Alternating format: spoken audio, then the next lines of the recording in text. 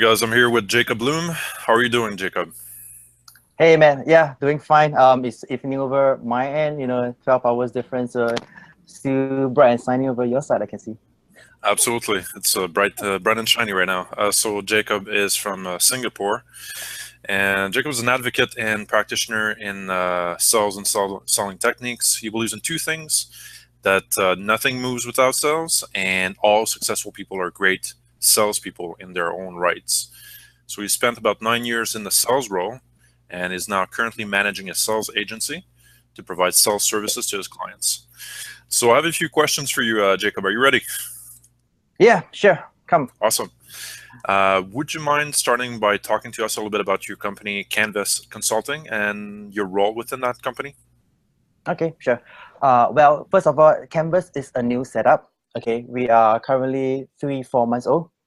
Okay, so first off, it's a new setup. A lot of what I'm going to share today is really based off from the 8-9 years of B2B sales that I've accumulated and acquired, over different companies that I've been with us.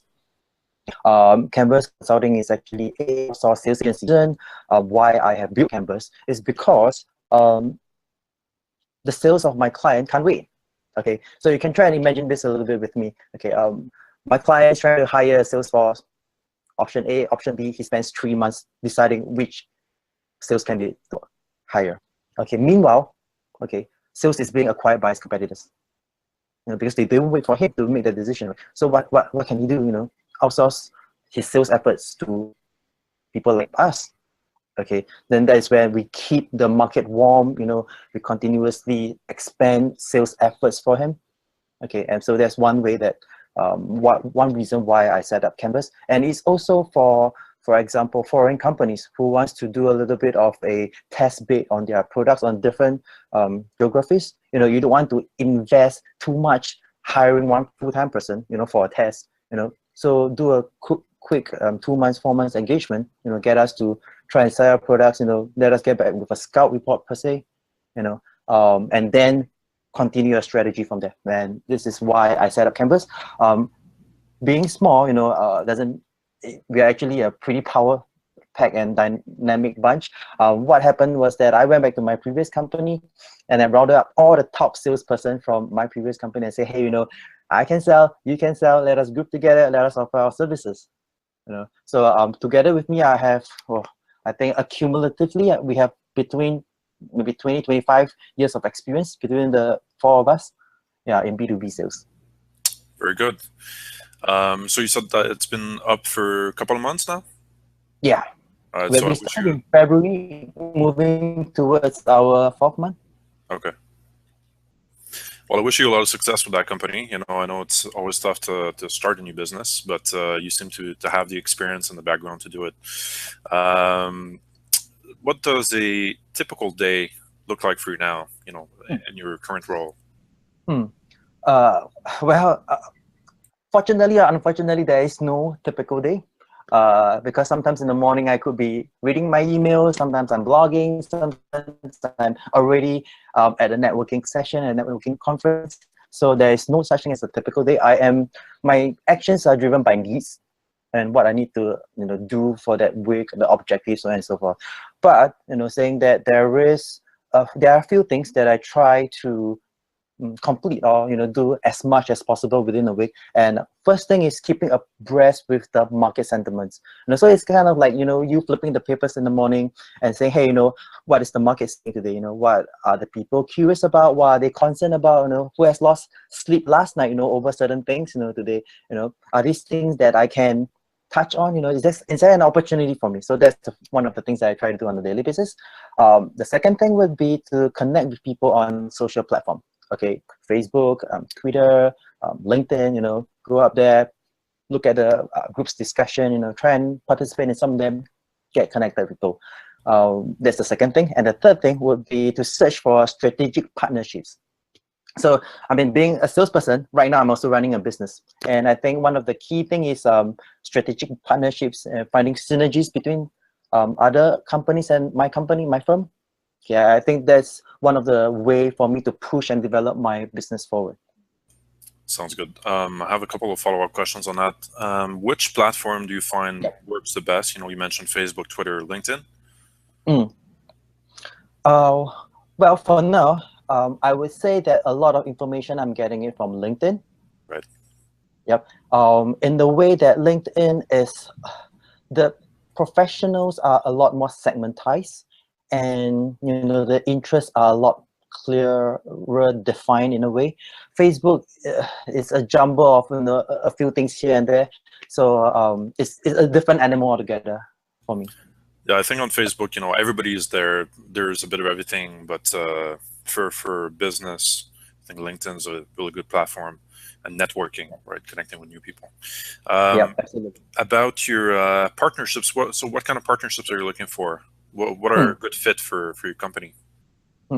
Well, I would say companies that deals with B2B sales, sales manager, so would be a potential partnership for me. So for example, let me give you an example. Say recruitment agencies, CRM providers, you know, to sales forces. Okay, so the way I see it is that I mean, we work with sales managers, especially, you know, CRMs for Salesforce, right? So one way is I could introduce their system into the company, and you know, the other way is they could introduce my services into the company too. You know, so it's really a lot about leveraging on each other's network and reach, I suppose. Okay. What do you think are the top 3 qualities, personal qualities that or you know, on a professional level, that a salesperson should have? I think the first and most important quality that a salesperson needs to have is the spirit of continuous learning. Okay, and I say this because some salespeople think that, okay, you know, last year I did well, the year before I did well, so this year I'm going to do well too. You know, it's good to have that confidence. You know, it's good, but it doesn't matter that, you know, last year you hit your targets. It matters this year you hit your targets, and we are not in the race. We're not in a fight between us and the prospects. We are in a fight between us and our competitors, salesperson. So whoever sells better wins the deal. See, so for me, the first most important thing is that the salesperson has to continuously learn to improve himself, his knowledge about the products, about the industry, you know, his sales tech, everything. You know, it has got to be ongoing. The second thing would be time management. Okay, think of it this way: time is like money, and time is money. Okay, so the way that a salesperson uses his time is a little bit, you know, it's a little bit of a parallel between how you're going to invest your money. Okay, and you might find that the best salesperson may not be the most eloquent people. Okay, they may not be the person that talk the loudest, but they are definitely good managers of their time. And I think that's the second quality that, you know, a salesperson needs to have. The third one would be confidence, the level of confidence that a salesperson has. Okay, because the client don't see the product first. In fact, the client don't use the product, don't try on the product, don't do nothing about the product first, but the client interacts with a salesperson first. So if you're gonna be a salesperson that, you know, perpetually don't instill that confidence, okay, I would think that you're gonna be on an uphill task. Okay, so I think that that's the third important quality in a salesperson. So as a salesperson, you know, you've been working in this field for a while. Who did you learn from? Who were some of the mentors or the sales geniuses that you've learned from and inspired you? In the early days, as a junior salesperson, I was heavily influenced by Dale Carnegie. You know, I just started, I didn't know anything about sales. You know, I got recommended to one of his books, you know, How to Influence and Develop Self-Confidence, The Art of Public Speaking. You know, these were the first 2 books that I got in contact to. And there was just an immense amount of learning in those books. And I was very heavily influenced by Dale Carnegie. You know, standing in front, and especially, you know, as a junior salesperson, sometimes you have to stand in front of very senior people, you know, C-level people, and you're just going, oh gosh, you know, I'm just a train wreck. You know, so I think that he is one of my the sales genius that I learn and inspire from. The second person would be not exactly a salesperson, but he sold something great. He is actually my founding father of my country, Mr.